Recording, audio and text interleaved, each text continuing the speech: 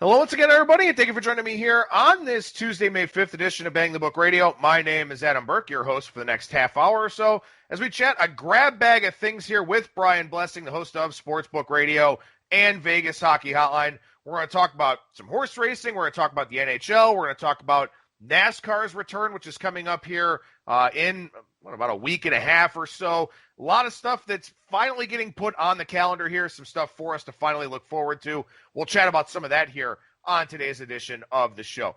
Over at BangTheBook.com, I'm covering the KBO, the Korean Baseball Organization, 3-0 start with opening day. I should just retire and go out on top, but I'm an idiot, so I'm going to keep handicapping this and writing it up for you over at BangTheBook.com, so hopefully we can keep doing pretty well with that. UFC 249 preview is up over at the website as well. And we'll be covering NASCAR when it returns. We got some golf charity matches coming up before we get back into the swing of the PGA Tour season. So we got a lot of good content going up over at BangTheBook.com. And, of course, as you know, this and every edition of Bang the Book Radio presented by our friends over at DSI Sportsbook. BTB and the number 200 is that promo code. 100% deposit match bonus for the Sportsbook. 100% deposit match bonus for the live casino at BetDSI. It's only a game until you bet it. Like I said, we chat here today with Brian Blessing, the host of Sportsbook Radio and Vegas Hockey Hotline. Brian, how's it going today, man? All right, Adam. Good weekend. The horse racing was good. You almost had a great horse story to tell. You got one to tell. It's just not the happy ending you wanted. And the NASCAR thing's ridiculous. You and I, before we started, were looking at the schedule coming up. I know you're drooling over the baseball. God bless you. You're a better man than I am. Well, it's definitely a different market, and I was pretty honest and upfront yesterday in the article about the fact that I had never really handicapped it until yesterday's games and the previous few days, kind of going through trying to see what I could pick up on, and so far so good, and hopefully it stays that way. But that horse story that I have, my God. So for Oaklawn on Saturday with the Arkansas Derby in two divisions, Division I and Division II, I decided to go ahead and play the pick 5, which is picking the winners in races 10 through 14. Race 14, 1 3/4 miles. So basically just whichever horse had enough gas in the tank was going to find a way to win that one. It was the hardest race that I had to pick of all of them. And in fact, I came home and I called you and I'm like, Brian, I'm still alive in the pick 5. What the hell do I do? We had a good 15-minute chat about trying to figure this thing out, but 1 3/4 is a hell of a long race and a very challenging handicap. Yeah, you got the knuckleball thrown at you at the end there because that's just pretty much anything can win. It's not about who's the fastest horse. It's who can run all day long. And every track in North America kind of stages a race like that, one a year for those marathon horses. And basically those are horses that gallop 4 miles a day and can just run and run and run and run. The time is irrelevant usually.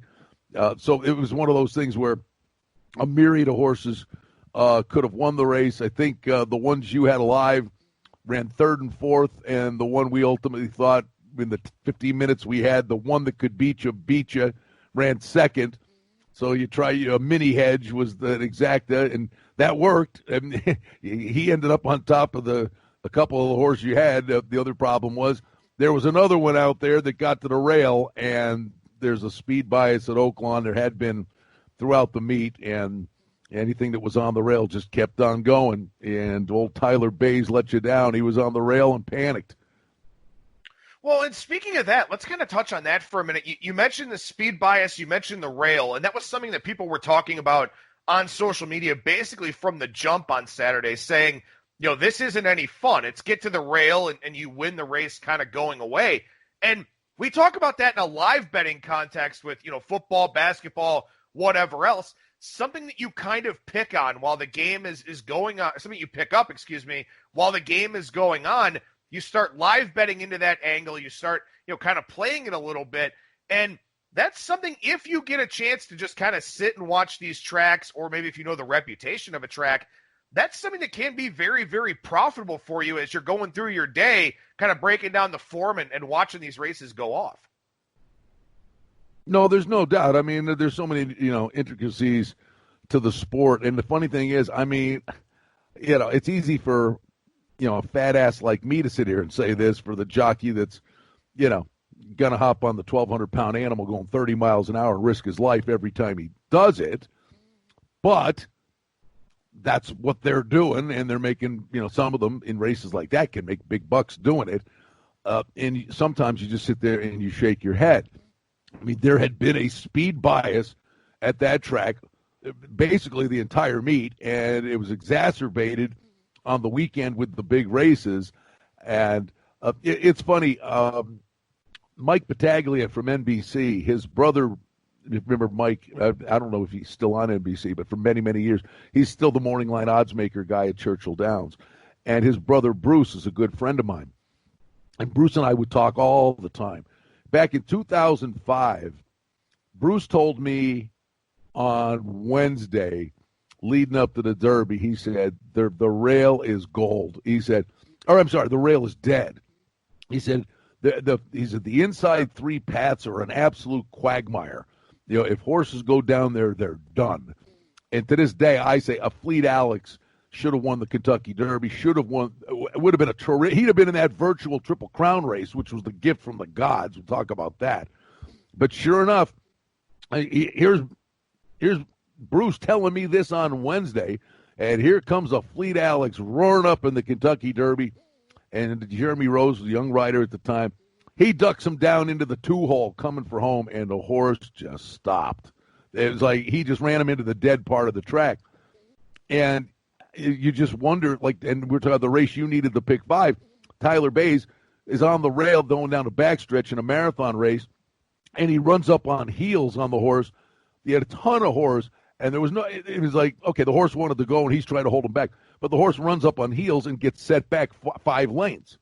Well, harness horses only have one move in them. I mean, you got to be exceptional in a thoroughbred race to have a move and then come back. It can be done. So he sets the horse back, and he starts running again, and he's behind 2 long shots that are down on the rail, and he swings him out into the middle of the track, and the horse looked like he was a ton of horse, and he just flattened out. If he'd have stayed behind, and one of the long shots just kept going. Had he stayed behind that horse on the rail, probably had a chance. But it's amazing to me, and again, they're on the back of the animal. But how sometimes these guys are sitting there, and you would think they would know better than anybody. Don't want no part of anywhere other than the rail. And any horse that made a looming move, went to the outside, flattened out. So that's your horror story. I mean, it's a great story, great handicapping. But what you basically should end up doing then is go and watch watch the replay of the races that weekend, and go and watch every horse that made this looming, bold move to the center of the track and flattened out. Write those horses down, put them in a virtual stable, get an alert for the next time they run back, because they look like they're hangers, or, the horse has nothing in the tank, and the horse was just flat out running against the speed bias. So there'll be 8 of these horses that are going to appear at Churchill Downs in the next 3 weeks.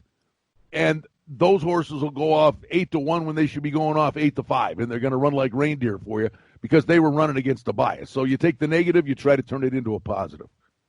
Yeah, most definitely. And, when you look at the Arkansas Derby here, Charlatan won Division I, as we anticipated. Nadal won Division II, as I kind of anticipated. I know you like King Guillermo a lot in that race, and he ran a good race, finished second. Nadal just, kind of got that speed bias first. But you mentioned this when we talked about the Arkansas Derby last week. You said, point blank, Charlatan has to fall down to lose this race. And Charlatan could have won that race absolutely running away in Division I. Maybe sometimes a handicap is just that easy in horse racing, and we try to overthink it. We try to put it in an exacta box or something like that. Maybe it really is just that easy. But you were telling me that the real bet to make on Saturday was to go ahead and take Charlatan at the price that he was at to win the Kentucky Derby. Yeah, I mean, the funny thing is they had him even money on the morning line, and I'm like, I thought he was going to go off 1-9. He went off 1-5, and the same difference. But way that you had to approach that in reality, and I hate value, the word value. It's the dumbest word. It's an idiotic word in sports betting. Well, the values, well, what's the value in ripping up a ticket? Well, I ripped that ticket up, but boy, I sure got a good price on it. It's like the most overused idiotic term in sports betting.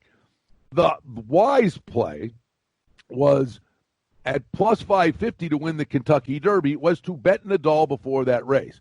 Because if Nadal romped the way he did, albeit in a weaker division, he's got all the points in the world. He's going to be in the Kentucky. You mean Charlotte? What did I say, Nadal? Yeah. Yeah. Well, Nadal looks good for the Derby, too, quite frankly. Nadal, no, but I'm sorry. Charlatan it basically was plus 550 to win the Kentucky Derby. I was like, bet him now to do that, because if he wins this race, he is going to go from plus 550 down to 5-2 or 3-1 by Monday. And in many places, that, I think, is what occurred. So the bet was just, bet him for if you're going to watch the race, bet him for the Kentucky Derby, and you get the massive overlay, because I would think in the Kentucky Derby, and we don't know what Baffert's other horse, Authentic's going to turn into, and we've seen Nadal. I do believe Charlatan, as of today, towers over Nadal. So, and getting him to the gate is the hard part, but when you get to September 5th, if Charlatan is sound and in good shape and everything goes as planned, Charlatan's going to go to the starting gate as the 8-5 favorite in the Kentucky Derby. So why not get 6-1 on him now? Well, and slowly but surely here, we're starting to get some of the postponed events rescheduled. The Santa Anita Derby comes June 6th. That'll be the next big Kentucky Derby prep race, and we probably will see Authentic in that one, who already won the San Felipe Stakes at Santa Anita back in March. The Wood Memorial, New York is maybe starting to open up slowly but surely, so maybe we get that prep race at Aqueduct here, maybe July, maybe early August, something like that. The Bluegrass Stakes at Keeneland, that one should be rescheduled. I would think for probably mid to late June would kind of be my guess right now. Churchill Downs opening up, May 11th, May 15th, something like that. So we're starting to get some more of these prep races here. We'll cover them for you at bangthebook.com and also talk about them here on Bang the Book Radio. But from one type of horsepower wait a minute. But if you would, before we leave this horse racing, I got to tell you something. Did we talk about the virtual Triple Crown last week? Oh, I think. Yeah, you said Secretariat. I am telling you, in faraway places, they put Secretariat up at plus $1.20. I mean, it literally was the bet of our lifetime. It was. I'm like, they can't possibly hang this horse. He should have been like Charlatan 1-9. There was no way that the computer chip could. Secretariat owns the record in the Derby, the Preakness, and by 2.5 seconds, the record at the Belmont. He just flat out had the fastest times, and for them to put him up at plus 120 was an absolute gift from the gods. It was one of the bets of our lifetime, and the only thing that would mirror that is ongoing right now, and that's betting William Byron in the cartoon car races. The cartoon car races. I like that. To be totally honest with you, I mean, I haven't paid any attention to that at all. Have you watched any of those? I mean, what is that sort of like? It's very good, honestly. I mean, but it's free money. It's free money. I mean, this guy just, for whatever reason, he's just dominant. He's led the numbers stupefying in the amount of laps he's led in virtually every race, and he's won 3 in a row now, I believe. And he wins for fun. And you're getting him at, like, I think in these races at 2-1, 5-2. It's free money. Yeah, I don't know. I guess I'll have to kind of pay a little bit more. Are they doing another one before they get back to the actual auto racing? Ooh, yes, they are actually. This weekend. Yeah, they're going back. Oh, I'm losing my marbles. What's the track? They're going back to a track that's not on the circuit anymore. It was a famous old race. They don't run anymore. I can find it. NASCAR virtual race. This Google thing is a pretty cool thing. Yeah, right. Technology. It's awesome, isn't it? Well, they're doing the Monster Mile, but is it in a week or in a couple of weeks? I thought they were going back. I thought I saw this. Are they going to keep doing this once they get back to the regular season or no? Honestly, that's a great question because I know there are some places doing, Madden football sims and hockey sims games that people are betting. And honestly, I don't know what a guy like Byron, with all the commitments they've got, whether they'd have time to do this. But would it be the worst thing in the world if they staged, one of these things, midweek on a Wednesday night? I mean, would there be a market for it? Would people watch it? Would people bet on it? Maybe.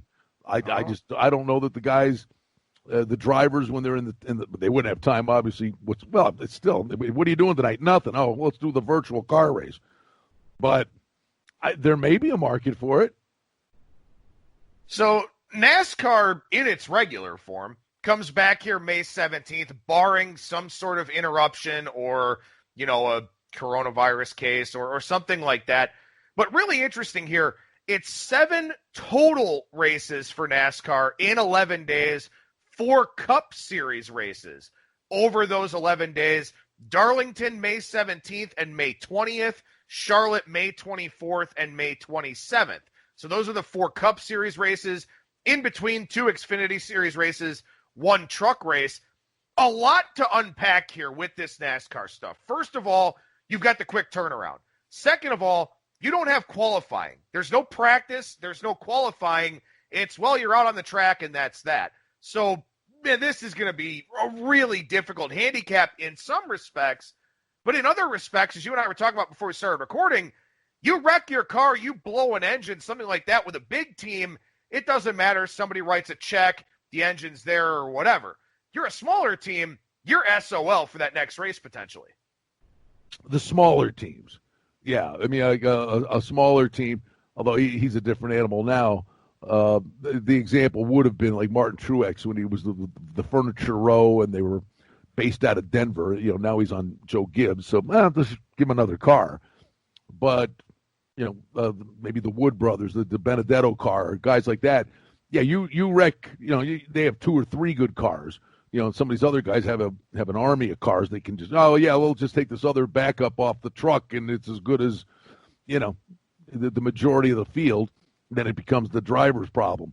But that'll be interesting because, you wreck a car and you got 2 days to turn it around. That's going to be interesting and problematic for some. But, could be one of these things too. And the interesting thing are back-to-back races at the same track. On May 17th, Darlington, May 20th, Darlington.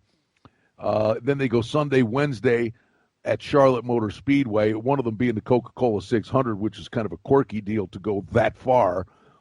But you'd be sitting there, watching these guys and who's running well, who got a bad break, maybe who had a bad pit stop and the guy blows the race, but he was the best car. You turn around and you play him in the next race.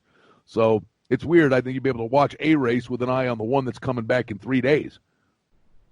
Well, and something else I'm kind of wondering about here is, and my dad was telling me about this because we were talking about it the other day, like how qualifying is going to happen for this, how they're going to set, the starting grid. I mean, that's something that's going to be pretty interesting to sort of see as well. It's something that's obviously going to change the odds around quite a bit, I would think. Although, we are kind of running, Darlington's a smaller track. Charlotte's a big track. Maybe the starting grid doesn't matter quite as much there. But hell, it certainly will at Darlington. So that's something that's going to be kind of interesting. I feel like my dad maybe said that they're just kind of like pulling the starting positions out of a hat or something. I'm trying to find confirmation of what they're doing, but that's going to be something in and of itself too. Well, and the funny thing is, and some of the drivers are talking about this, and it's crazy. You wouldn't think it, but Darlington, by the way, where they're coming back is, they're all these guys. Even the guy that wins the race, they're scraping paint on that wall. It's one of these things. You're running, all of a sudden one lap, you just for a half a second lose your concentration. and that wall just comes up on you on Darlington. But we talk about this in football, we talk about it in hockey and all these other sports where an element of rust has to be considered. And, and at a place like this, well, one mistake and your day's done at a place like Darlington. And some of the drivers are saying, you know what, rust is going to be a thing. There's going to be guys that just, got to get back in the groove. So, again, somebody could make a mistake on, the first race, but they were running really good in the first 30 laps and had one lapse of concentration and, ding the car up to the point where the car's a kind of an also-ran. But in those first 20 laps, that car was dominant, and, the driver's going to be better from Sunday to Wednesday. And, it might be an opportunity to come back and play a guy 3 days later. But it's gonna be intriguing. It's gonna be great just to see something that's actually live. Yeah, no, for sure.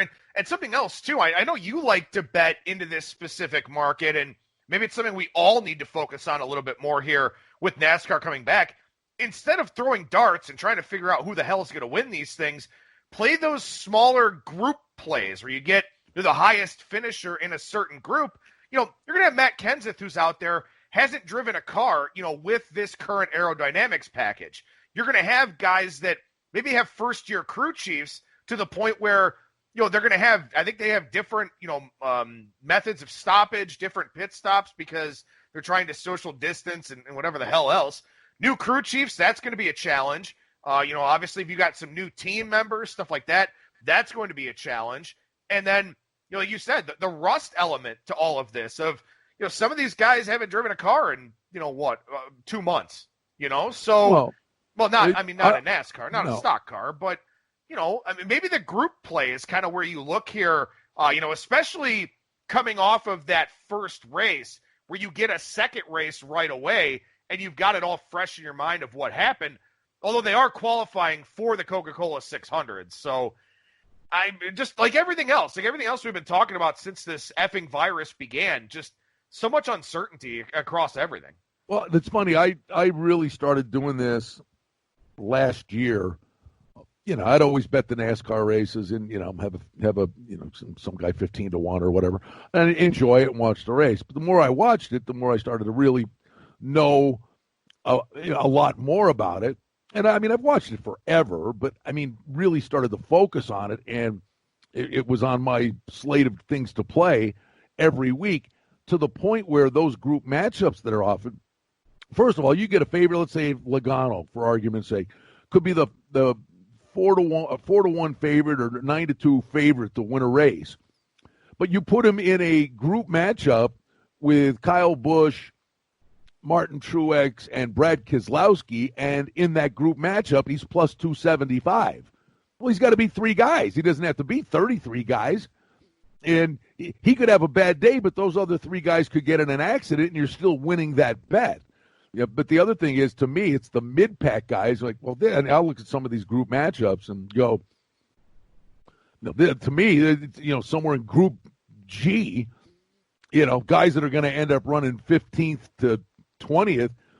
But in the group matchup, there's a stick out in there. Go, yeah, this is a young kid starting to figure it out.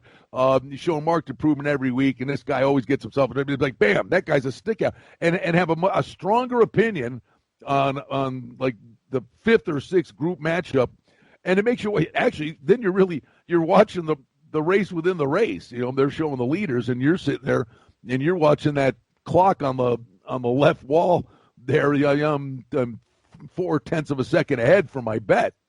It's actually fun. Yeah, and again, it's probably not a market that a whole lot of people dive into, and they're probably going to now just because there's not a whole lot going on. Much like me with the KBO, a lot of people going to have a lot of money out there for these UFC fights coming up here, especially this one coming up on Saturday with 2 title fights. So people are going to be forced kind of, by their own desire for action to bet some of these markets that they don't typically bet.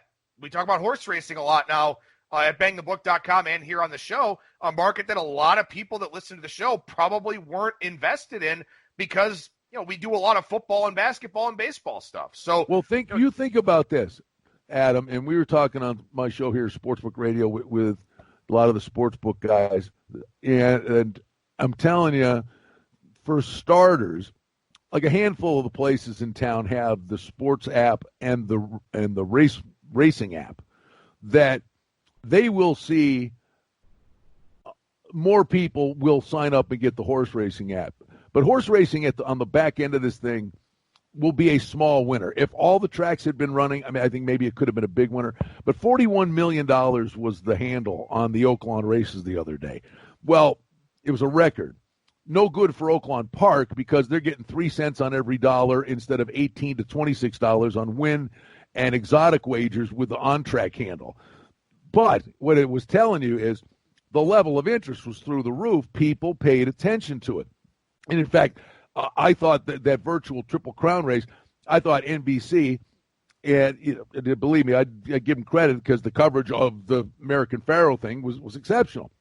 I thought they blew that thing so bad Saturday because a lot of people talked about that, hey, the Triple Crown thing, all the Triple Crown winners, even though it was a virtual race, they should have spent, instead of just, copy and pasting the 3-hour broadcast of American Pharoah's Day at the Kentucky Derby with the mint juleps and the garbage and all the crap that went with it. They had an opportunity, with people now paying attention to the sport, to have taken that Triple Crown race and just made it 3 hours of, here's Eddie Arcaro aboard Whirlaway, and look at some of these historic races, and Secretariat, and then do a feature on Citation. The affirmed alley dart. They could have, because people were paying attention to it. People that don't know nothing about horse racing would have been entertained and learned so much about the sport. I thought they missed the boat so badly on that because it was cool.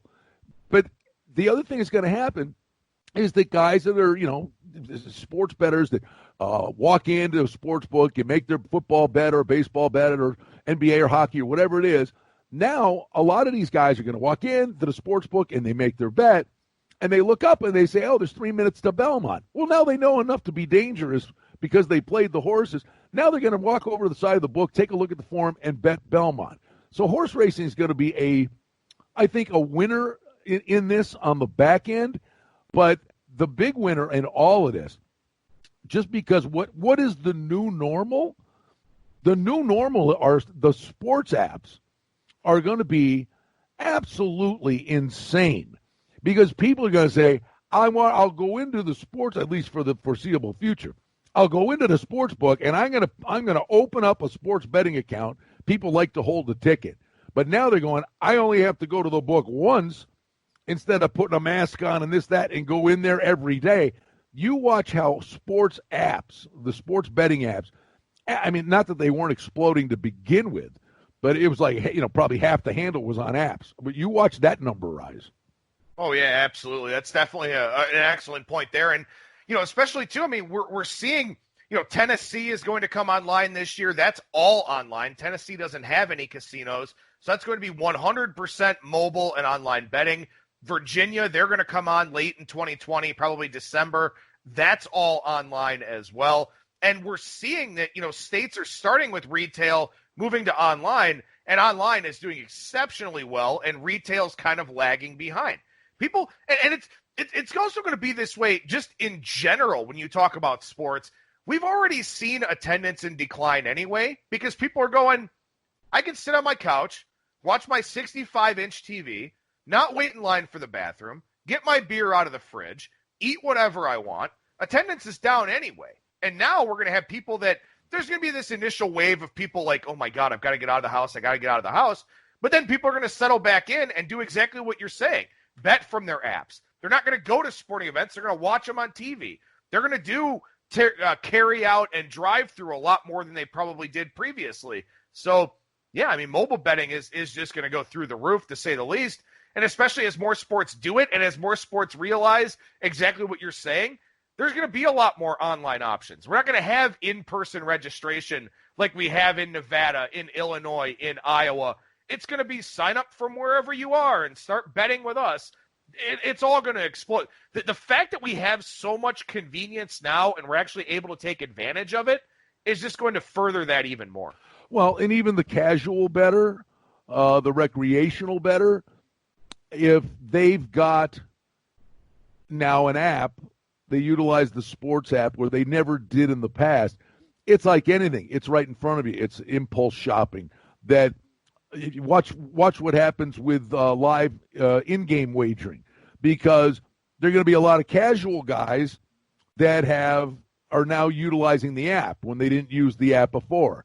And if they win a bet and all of a sudden, they put $100 in the account, they win a couple of bets, now all of a sudden they got $300, $400 in their account. It's like anything, you're on a little Tootsie Roll and you're feeling good, and all of a sudden you're sitting there with that app and you're watching an NBA game, and you're like, oh, wait, I got the app. Oh, wait a minute, I've never done this before. And go into the app, oh, and now I'm going to make a live bet here in the middle of the third quarter of the NBA game just because you got the sports book at your hand. And guys had never even considered making a live wager in a game. It's like a whole new market that's going to open up.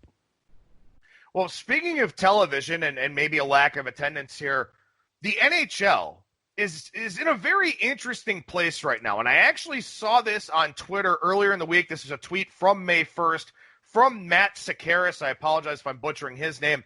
He's a drive time host in Vancouver on the TSN affiliate up there. And one of the things that he said I thought was pretty interesting here, he said, and I quote from Twitter, "My understanding on why the NHL is still considering completion of the regular season is that 12 U.S.-based clubs have Fox regional TV deals, and those deals stipulate that regular season games must be completed. Failure to do so comes with a severe penalty. The deals roll over to next season at no cost to Fox. So those teams would face no regional TV revenue, which would in turn hurt hockey-related revenue for the whole league." Now, those 12 teams, Matt goes on to say, Carolina, Columbus, Detroit, Florida, Tampa Bay, Anaheim, Arizona, Dallas, Los Angeles, Minnesota, Nashville, and St. Louis. One of the things that you and I have been talking about here, Brian, is that at some point, it's going to be a breaking point where it's about money. It's no longer about health and public safety and all these kinds of things. It's about dollars and cents. And for the NHL here, with the hockey-related revenue in play and obviously all this important TV revenue, this may be kind of their breaking point in terms of how they're trying to figure this out logistically to actually finish the regular season and do some sort of modified playoff. I don't care how they try to slice it. I just don't see them finishing the regular season. I think they're coming back. They're coming back with a postseason tournament.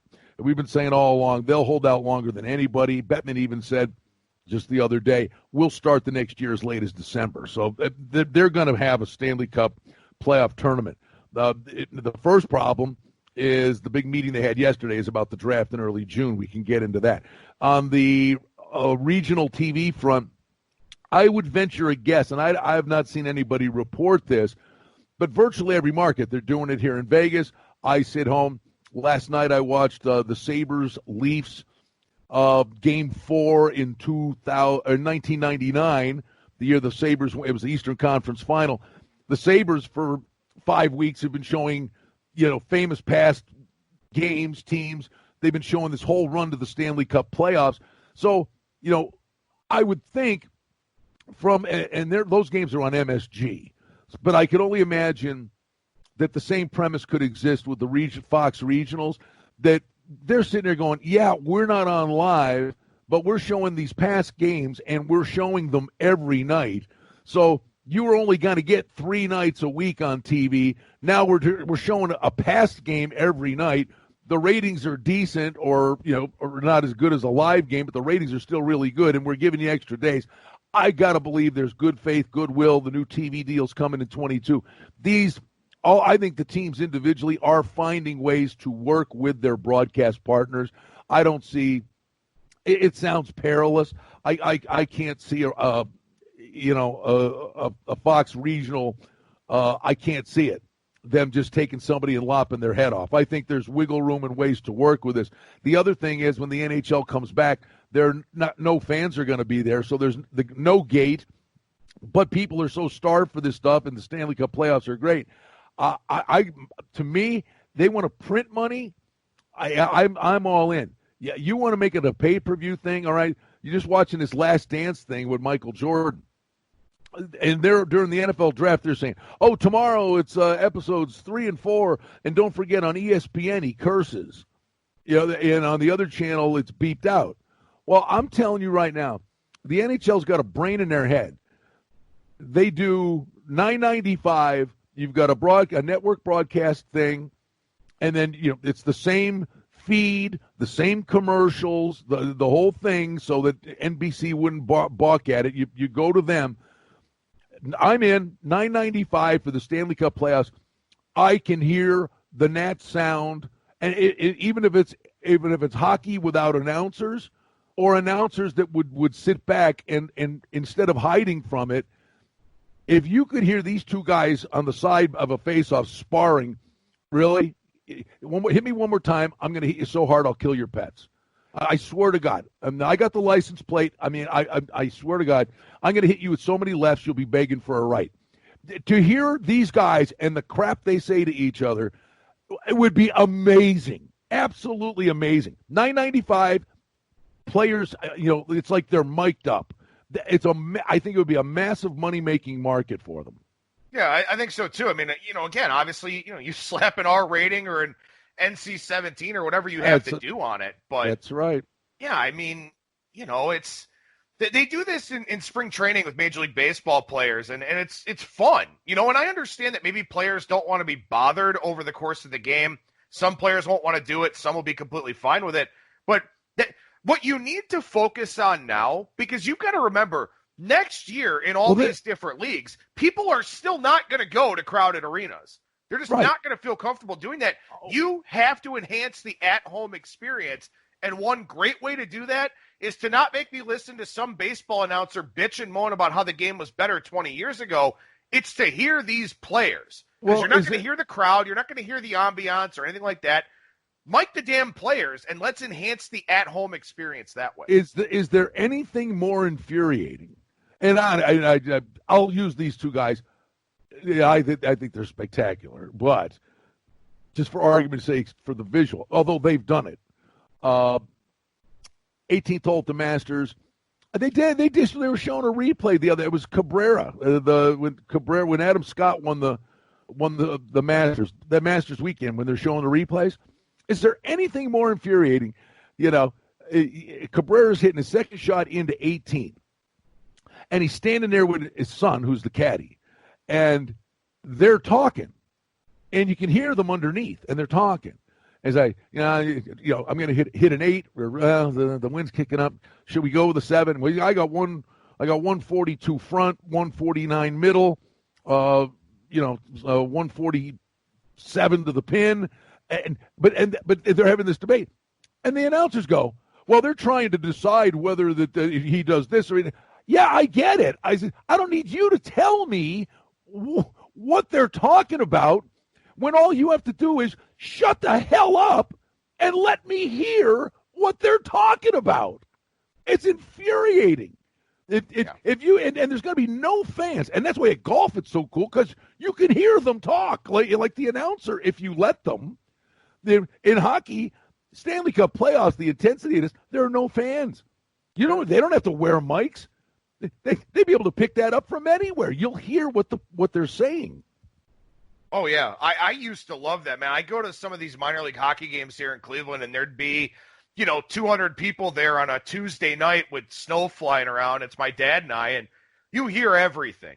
I mean, it was probably one of my earliest experiences with, I'll call it hockey vernacular. To put it nicely. Believe me, the 12-letter words are flying.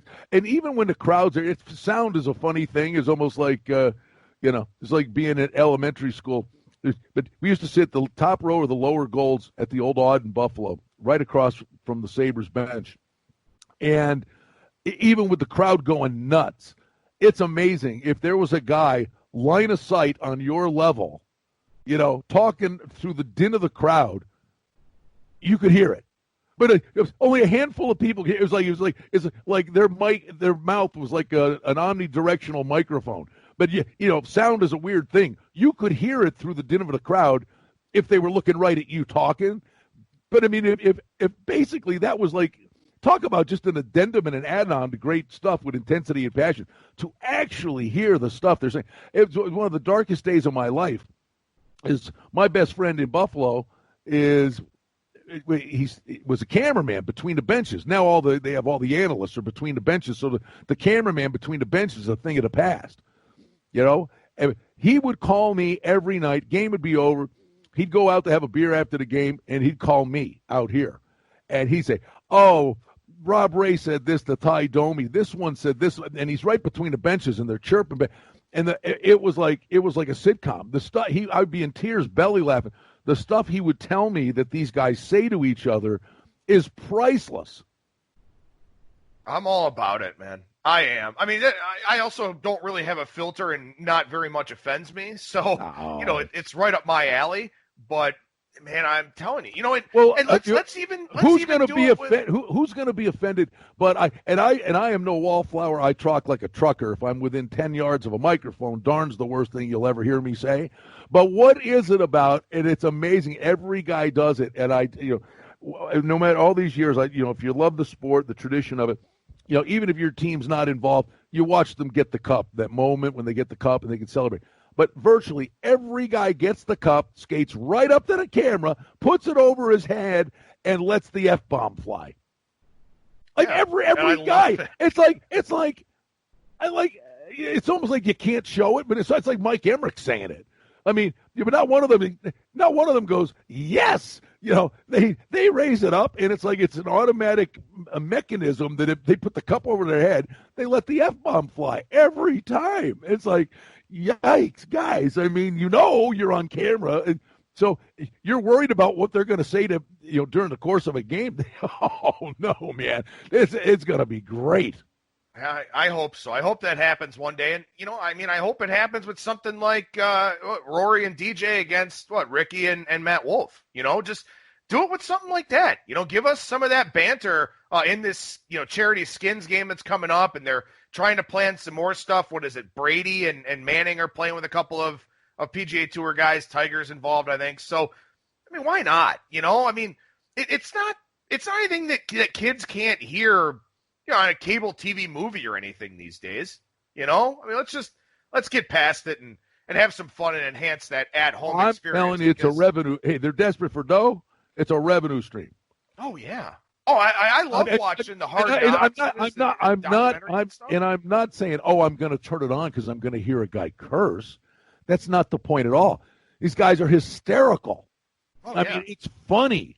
But you just hear the pass. Could you imagine, the guy crashes the net, takes a swipe at the goalie after the whistle, and now all 10 of them are in there, and there's a scrum, and the referees are trying to break it up, and this one, and to hear all that's going on in that pile, it's like you're on the ice with them without getting punched in the mouth. It's great.